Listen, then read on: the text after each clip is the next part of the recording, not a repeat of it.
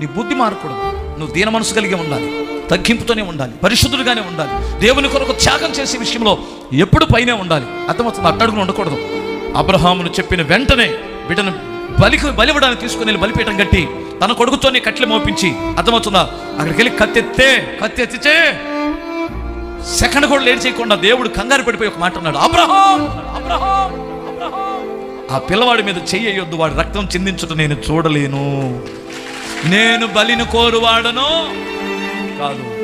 మరి ఎందుకు ఇలా అడిగావు ప్రభువా? నీ త్యాగం ఎంతో చూడడానికి.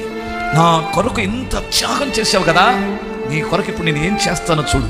నీ సంతతికి ఈ దేశం నీకు ఇచ్చేస్తాను.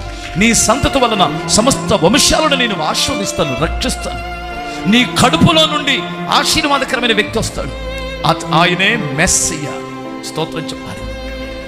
ఏమి ఆ త్యాగానికి తగిన ఫలితాన్ని దేవుడు ఇచ్చాడు.